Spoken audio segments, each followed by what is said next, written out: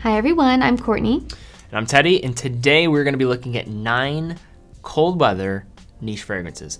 Something I'm very familiar with, something that you're also familiar with given the place in which we live. But I wanted to go through some of our top picks for just kind of this cold weather. We're a little bit late to the game here, so I'm just going to call it cold weather because I think you could wear this year round if you're in that type of environment. But I love this kind of genre, these warm fragrances that you can wear kind of year round, can pierce through the cold. So these are ones that we're familiar with, we like, also ones that we've worn quite a bit. So what we're gonna do is go through all these, have some initial reactions as we spray them again, even though we have smelled them before, and then at the end rank probably our favorite and then least favorite. I don't even know how I'm gonna do this, to be honest. I like all of these. Yeah. So, but you have to do it. You gotta pick a favorite and least favorite. It's the rules. I don't even know if people care about my opinion still, so we'll just continue. Let's start with number 1. Now, I don't want to give too much away, but I will say this. I have been wearing this quite a bit of late. You have. I love this one. I mean, you've been wearing it a ton lately, and I like it. Oh, no. Yeah, I'm just like, give me a whiff. I can't get enough of this stuff. I like that one. I think this is discontinued, but this is Montale Oud leather. I'm not sure if it is. I'm actually not sure, but I just enjoy this. Now, this is not the most popular Montale. There's a lot of great Montale fragrances. They knock this out of the park, this genre of like kind of these warm oud fragrances. But this is really a leather saffron fragrance. Yes. It has a more of a metallic feel. I don't know if I would say it just feels that way. Yeah. I don't know where I'm getting that from, but the leather, it's just a leather fragrance. 100%. Yep. Subtle bergamot. I don't really get oud in this, despite it having be called oud leather. It's very leather to me. And it's very linear throughout the dry down. Some people might find that maybe boring, but I don't find it's over the top. If you want to really sample with a really nicely just composed leather fragrance, rather simple, not gonna be overly complicated, but also pretty good performance. I've always had good performance out of this. Good for the cold weather. I was wearing it all this past weekend. Yep, pretty. It's a nice one to look at. Maybe not one that people mention all the time, so that's kind of want to put it in the number 1 slot. Unconventional a little bit. Yes, I like that. Next up, one of the fragrances that got me into fine fragrances. Now, I was growing up, one thing that my dad was into, he was not into watches, as some of you guys know I'm very into, but he was into fragrances. And we were in London, going down Jermyn Street, and out of all the fragrances, this was the one I picked out. Yeah? So this was right after this one came out, and we just got this one as my souvenir for the trip, and I was just hooked. It's a great one. It's crazy because this is not a very wearable fragrance. Like, it's not like something that's very easy, because at the time I was like in college, it was not like something that is very easy to wear. Yeah. It's mature. It's a mature fragrance. Yeah. Now you could definitely get away with wearing that more, but I'm shocked that you chose that at the stage of life that you were in. Yeah, because this does not scream like, I'm in college. yeah, like 19, 20-year-old or 20-year-old guy, right? Like, this does not. No. It's just very nice. So honey oud, I mean, get what you're going for here. Honey oud, but also bergamot off the top. So really what you're getting, really good blast of honey, rose as well. That's something that this house does incredibly well. Just a nice natural rose note in many of their different fragrances. This caramelized honey with citrus off the top, and then it just dries down into this amber vanilla.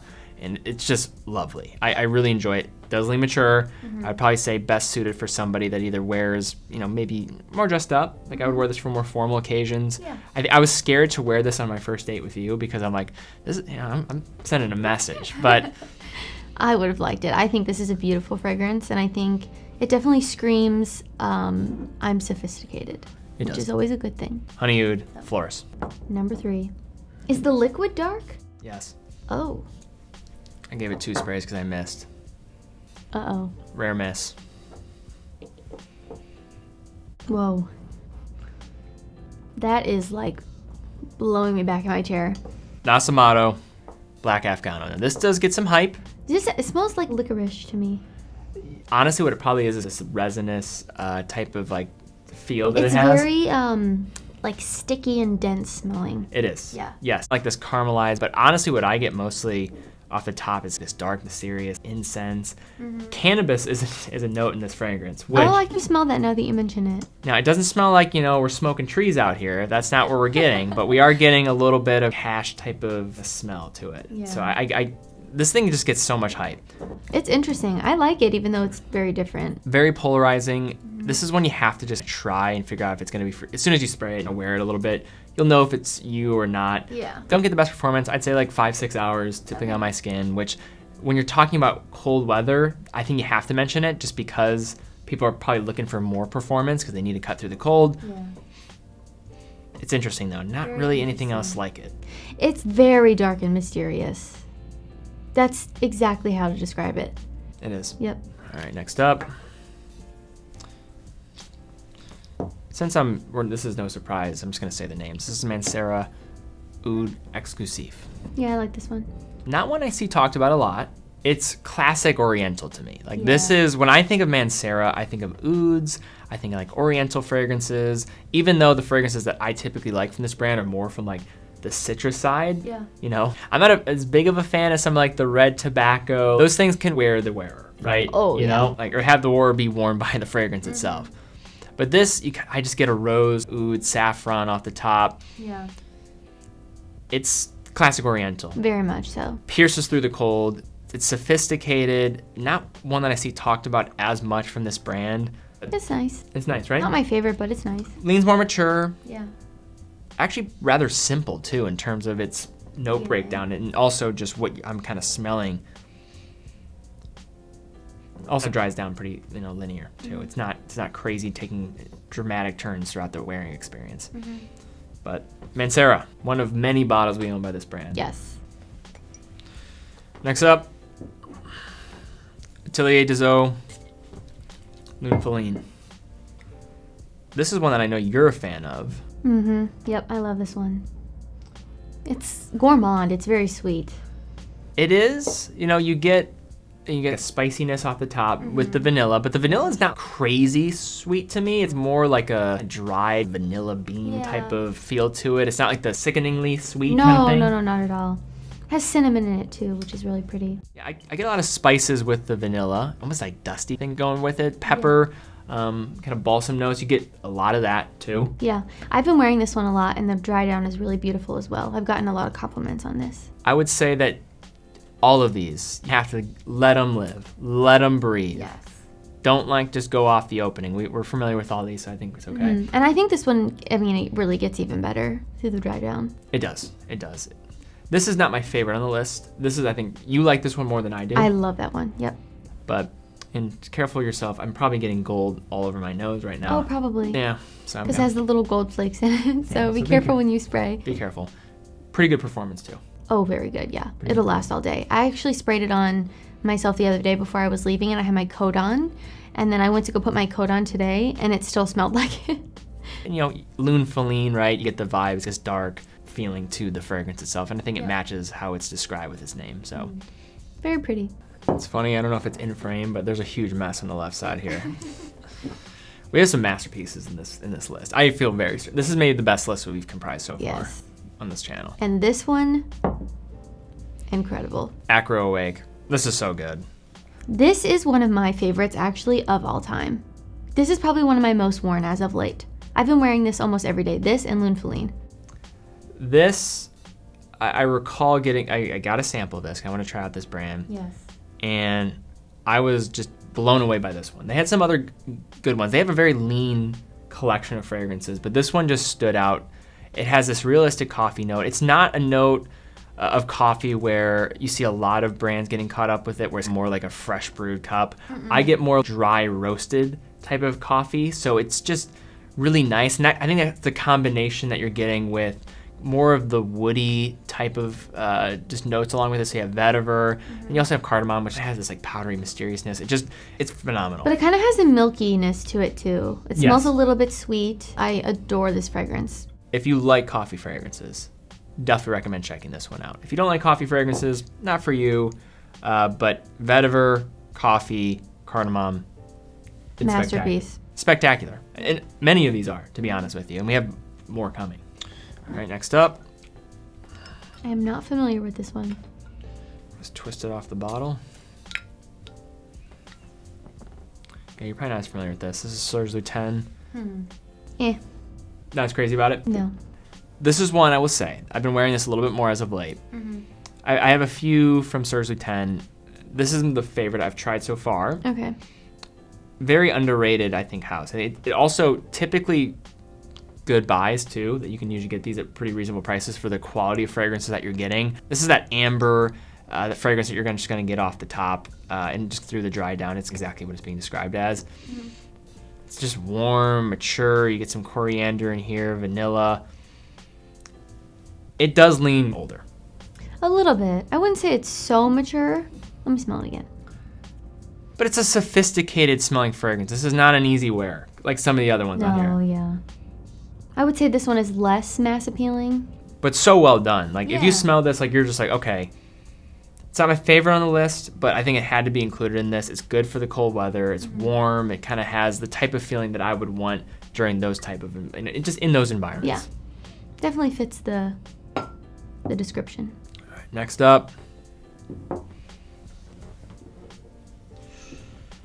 You love that one. I do.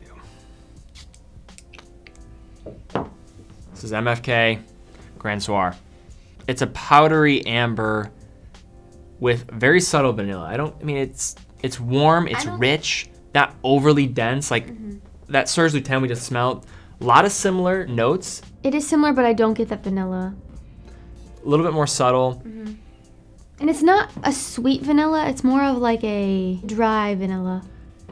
This is one that you cannot judge off the opening. No. You have to let this one settle on your skin for like 30 minutes and then just enjoy the ride.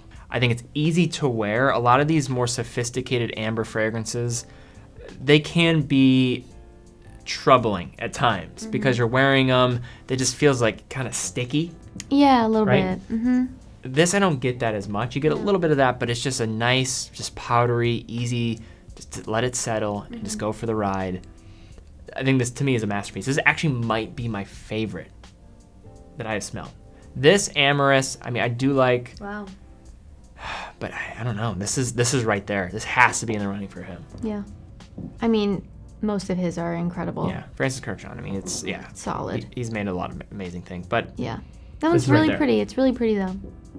One of the staples. Maybe it's probably number 2 in terms of popularity from his collection. But I think this one very well deserved. Also, very unisex. We both wear this. Yep, it's fantastic. Okay, last one. Last one. Xerjoff Naxos. Those bottles are so nice for spraying. The atomizer is amazing. Yeah. It's very different than the rest of the list. Yes, there's a couple here that have used honey. This is very different because it's combining with tobacco lavender. Yeah. And it's sweet. This is a sweet fragrance. I just get a blast of honey off the top. But it's honey sweet. It smells natural to me. Yes, it's that honey. Honey sweet compared to even vanilla. There is vanilla in this, but really what I get off the top is more lavender honey. Yes. So it's dense. It's really dense off the top. I'm not as much in love with the initial spray of this one, but as this one dries down, it's way more subdued. Yeah. You get more elements of that powdery and then vanilla that shifts in here, and then tobacco, which this really is it's a tobacco fragrance at the end of the day, but you do get a lot of that honey off the top. You need to work a little bit to actually get a feeling of that, right? Yeah. It has really good performance too. It's very nice. Pretty. I like that one a lot. Xerjoff Naxos. All right, so now we're going to do our favorite and least favorite on the table here. Which is going to be really tough. Yes. This is near impossible, to be honest with you. I like all of these. 4 or 5 of these I'm like infatuated by. Yes. And there's a couple other ones that I'm not as crazy about. But there are literally half of these I'm like, these are just absolute staples for me. And some of them are even like pathways into the world of fragrances. So this is tough for me. And even looking at this, picking a favorite and least favorite, there are none that I hate. No. If you're wearing any one of these, you're smelling amazing.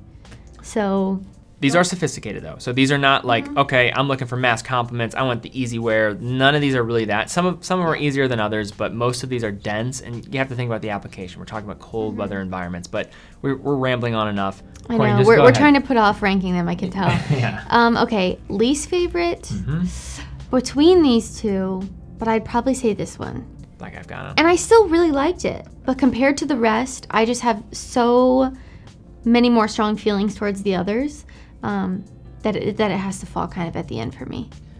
I actually agree with you. Black Afgano. Not because it's bad. No, not at all. People love this fragrance. I know they do. This is just not for me. It's a bit too out there for me, and if you've ever smelled this, you probably know what I'm talking about. It's very unique, though, so if that's what you're looking for, I think it's a really great option. Yes, this is not falling short based on its character. No. This is falling short based on the fact that I just don't know if I could pull it off as much. Yeah. There's a reason why it's in this list. It certainly deserves to be in this list. I'd say that's my least favorite, though, just based on my own personal opinions. Now, favorite, Courtney, go for it. Ooh, okay.